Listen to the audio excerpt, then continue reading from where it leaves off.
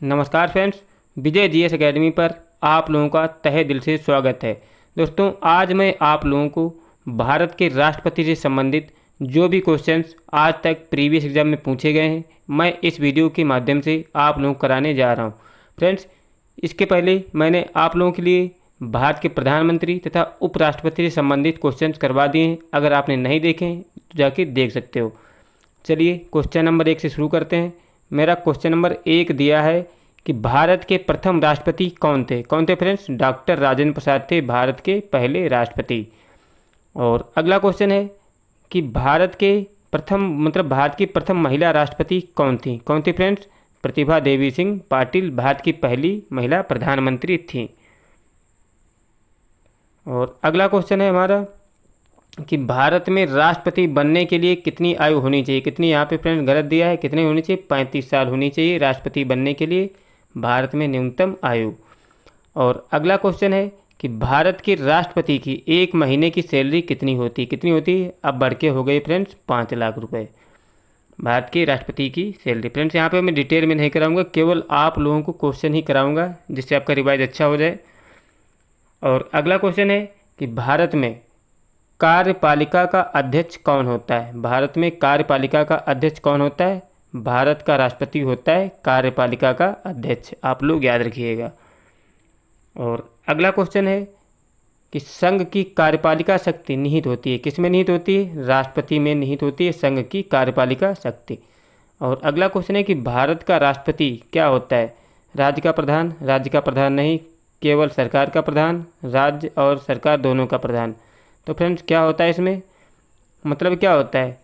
राष्ट्र का प्रधान होता है, याद रखिएगा, राज्य का प्रधान नहीं होता है। यहाँ पे जो विकल्प दिया है गलत दिया है कि राज्य का प्रधान नहीं होता है। राज्य का प्रधान कौन होता है? राज्यपाल होता है। और राष्ट्र का प्रधान होता है राष्ट्रपति, आप लोग याद रखिएगा। अगला क्वेश्चन है कि भारतीय संविधान के अनुसार देश का प्रमुख नागरिक कौन होता है? कौन होता है? राष्ट्रपति होता है भारतीय संविधान के अनुसार देश का प्रथम नागरिक या प्रमुख नागरिक भी कह सकते हो। अगला क्वेश्चन है कि भारतीय संविधान के अनुसार देश की तीनों सेनाओं का सुप्रीम कमांडर कौन होता है? कौन होता है? राष्ट्रपति जो होता है तीनों सेनाओं का सेनापति होता है, जल, थल और वायु सेना। और अगला क्वेश्चन है कि भारत का राष्ट्रपति होता है, भारत का राष्ट्रपति होता है, क्या होता है? राज्य का, मतलब राज्य नहीं फ्रेंड्स, भारत का क्या होता है? राज्य का नहीं फ्रेंड्स, राष्ट्र का जो होता है संवैधानिक अध्यक्ष होता है। राज्य यहाँ पे गलत टाइपिंग है, राष्ट्र का संवैधानिक अध्यक्ष होता है। और अगला क्वेश्चन हमारा दिया है कि भारत में सबसे कम उम्र के, यहाँ पे फ्रेंड्स एक क्वेश्चन ही गलत दिया है कि राष्ट्रपति में प्रधानमंत्री नहीं कराएंगे यहाँ पे। अगला क्वेश्चन है कि भारतीय सशस्त्र सेनाओं का सर्वोच्च कमांडर कौन होता है? अभी हमने बताया है जो राष्ट्रपति होता है भारत की सर्वोच्च सेनाओं का सर्वोच्च कमांडर होता है। अगला क्वेश्चन है कि एक व्यक्ति राष्ट्रपति पद के लिए अधिकतम कितनी बार चुनाव लड़ सकता है? कितनी बार? कोई सीमा नहीं है अपने यहाँ पे, कितनी भी बार चुनाव लड़ सकता है और कितनी बार भी राष्ट्रपति रह सकता है। जैसे अमेरिका में कानून है, वहाँ पर केवल एक व्यक्ति अधिकतम 2 कार्यकाल के लिए ही राष्ट्रपति बन सकता है, अपने यहाँ ऐसा कुछ नहीं है।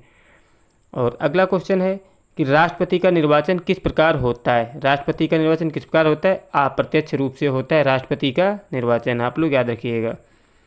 और अगला क्वेश्चन है कि राष्ट्रपति पद निर्वाचन हेतु कौन सी पद्धति अपनाई जाती है? कौन सी पद्धति अपनाई जाती है? समानुपातिक प्रतिनिधित्व एवं एकल संक्रमणीय मत पद्धति अपनाई जाती है राष्ट्रपति के निर्वाचन में। फ्रेंड्स, मेरे द्वारा कराए जा रहे क्वेश्चन रियल में आपको अच्छे लग रहे हैं तो प्लीज़ मेरा चैनल सब्सक्राइब कर लें और वीडियो अच्छा लगे तो लाइक भी करें। चलते हैं अपने अगले क्वेश्चन पर। मेरा अगला क्वेश्चन दिया कि राष्ट्रपति पद चुनाव संबंधी विवाद किसे निर्देशित किया जाता है? किसे निर्देशित किया जाता है? उच्चतम न्यायालय को निर्देशित किया जाता है। और अगला क्वेश्चन है कि भारत के चौथे राष्ट्रपति कौन थे? वीवी गिरि थे भारत के चौथे राष्ट्रपति। फ्रेंड्स, अब क्वेश्चन इतना डीप में जाकर पूछता है कि ये पूछ लेता है कि ये जो राष्ट्रपति हैं ये किस क्रम के राष्ट्रपति थे। ज़्यादा मतलब आप लोग पढ़ना है तो डीपली ही पढ़िए। अगला क्वेश्चन है कि निम्न में से कौन से राष्ट्रपति पूर्व केंद्रीय मंत्री भी थे? कौन थे? ज्ञानी जैल सिंह जो थे राष्ट्रपति बनने से पहले भारत के केंद्रीय मंत्री भी रह चुके थे, आप लोग याद रखिएगा। और अगला क्वेश्चन है कि निम्नलिखित में से कौन भारत के राष्ट्रपति निर्वाचित होने से पूर्व उपराष्ट्रपति थे? कौन थे फ्रेंड्स? ज्ञानी जैल सिंह। यहाँ पे फ्रेंड्स उपराष्ट्रपति कौन थे, निम्नलिखित में कौन भारत के राष्ट्रपति निर्वाचन में पूर्व उपराष्ट्रपति कौन थे। फ्रेंड्स ये डॉक्टर राधाकृष्णन भी, डॉक्टर जाकिर हुसैन भी, लेकिन यहाँ पे नहीं होना चाहिए था कि जो ज्ञानी जैल सिंह हैं भारत के कभी भी उपराष्ट्रपति नहीं रहे हैं। अगला क्वेश्चन है कि कौन राष्ट्रपति चुने जाने वाले पहले गैर कांग्रेसी उम्मीदवार थे। कौन थे इसे, वीवी गिरी ऐसे उम्मीदवार थे जो पहले गैर कांग्रेसी उम्मीदवार थे। आप लोग याद रखिएगा, नहीं तो कांग्रेस के ही राष्ट्रपति बना करते थे। और अगला क्वेश्चन है कि निम्न में से कौन भारत का राष्ट्रपति नहीं रहा है। कौन नहीं रहा है, श्री राजगोपालाचारी जो हैं भारत के राष्ट्रपति नहीं रहे हैं। क्यों, क्योंकि भारत के उपराष्ट्रपति ही रहे हैं, भारत के राष्ट्रपति नहीं रहे हैं।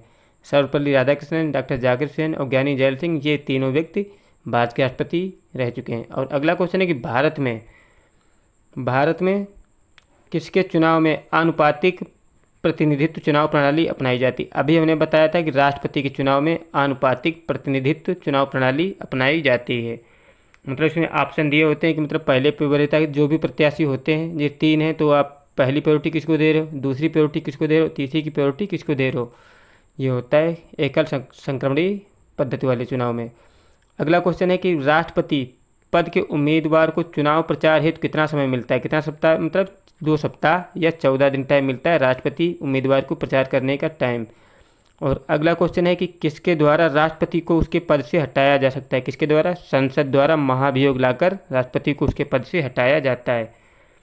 और अगला क्वेश्चन है कि संविधान के उल्लंघन के लिए राष्ट्रपति के विरुद्ध अभियोग कार्रवाई किसमें शुरू की जा सकती है। ये होती है किसी भी सदन, चाहे लोकसभा में बिल लाओ, चाहे राज्यसभा में मतलब बिल पास करो।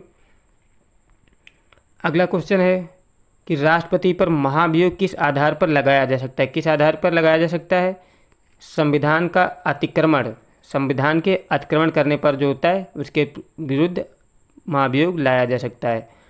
अगला क्वेश्चन है कि राष्ट्रपति पर महाभियोग की प्रक्रिया किस देश के संविधान से ली गई। किस देश से ली गई, अमेरिका से ली गई राष्ट्रपति पर महाभियोग की प्रक्रिया। और अगला क्वेश्चन है हमारा कि भारतीय राष्ट्रपति को किस परिस्थिति में अपने पद से त्यागपत्र देना पड़ता है। किस मतलब महाभियोग लगने पर, जब महाभियोग पास हो जाता है तब राष्ट्रपति को अपने पद से त्यागपत्र देना पड़ेगा। और अगला क्वेश्चन है कि कार्यकाल पूर्ण होने से पहले राष्ट्रपति को कौन उसके पद से हटा सकता है। कौन, मतलब ऐसा कोई तरीका नहीं, केवल जब तक उसके विरुद्ध महाभियोग लगा के उसको पास नहीं किया जाएगा तब तक राष्ट्रपति को उससे पद से नहीं हटाया जा सकता है। बहुत बड़ी प्रक्रिया होती है। अगला क्वेश्चन है कि राष्ट्रपति को कौन पद और गोपनीयता की शपथ दिलाता है। कौन दिलाता है, जो भारत का मुख्य न्यायाधीश होता है वही राष्ट्रपति को पद और गोपनीयता की शपथ दिलाता है। अगला क्वेश्चन है कि राष्ट्रपति संविधान के किस अनुच्छेद के तहत भारत के मुख्य न्यायाधीश के समक्ष शपथ ग्रहण करता है। किस अनुच्छेद के तहत, अनुच्छेद 60 के तहत भारत का राष्ट्रपति शपथ ग्रहण करता है और उसे कौन शपथ दिलाता है, भारत का मुख्य न्यायाधीश उसे शपथ दिलाता है। और अगला क्वेश्चन है कि यदि राष्ट्रपति त्यागपत्र देना चाहे तो वह अपना त्यागपत्र किसे संबोधित करेंगे। किसे, उपराष्ट्रपति को संबोधित करके उपराष्ट्रपति को अपना त्यागपत्र देते हैं। और याद रखिएगा, राष्ट्रपति अपना त्यागपत्र उपराष्ट्रपति को देते हैं और उपराष्ट्रपति जो है अपना त्यागपत्र राष्ट्रपति को देते हैं। और अगला क्वेश्चन है कि राष्ट्रपति के त्यागपत्र की सूचना उपराष्ट्रपति किसको देता है। किसको देता है, लोकसभा अध्यक्ष को देता है राष्ट्रपति के त्यागपत्र की सूचना उपराष्ट्रपति को। अगला क्वेश्चन है कि निम्नलिखित में से कौन लगातार 2 बार भारत के राष्ट्रपति बने थे। कौन, डॉक्टर राजेंद्र प्रसाद हैं, ये लगातार 2 कार्यकाल के लिए भारत के राष्ट्रपति चुने गए थे। अगला क्वेश्चन है कि भारतीय संविधान का कौन सा अनुच्छेद राष्ट्रपति पद के लिए पुनः निर्वाचन की योग्यताएं देता है। कौन सा है ऐसा अनुच्छेद, जो 57 है, जो राष्ट्रपति पद के लिए पुनः निर्वाचन की योग्यताएं निर्धारित करता है। और अगला क्वेश्चन है कि जनता पार्टी के शासन के दौरान भारत के राष्ट्रपति कौन थे। कौन थे, नीलम संजीव रेड्डी थे जनता पार्टी के शासन के दौरान भारत के राष्ट्रपति। और अगला क्वेश्चन है कि निम्नलिखित में से किस राष्ट्रपति की मृत्यु कार्यकाल पूरा होने से पहले ही हो गई थी। किसकी हुई थी, डॉक्टर जाकिर हुसैन जब पद पर थे ही तभी इनकी मृत्यु हो गई थी। आप लोग याद रखिएगा, अच्छा क्वेश्चन है। अगला क्वेश्चन है हमारा कि निम्नलिखित में से किस पद की नियुक्ति राष्ट्रपति नहीं कर सकता है। किस पद की, मतलब उपराष्ट्रपति की नियुक्ति राष्ट्रपति नहीं करता है क्योंकि उसका चुनाव होता है। बाद बाकी प्रधानमंत्री, राज्यपाल और मुख्य निर्वाचन आयुक्त की नियुक्ति राष्ट्रपति स्वयं करता है।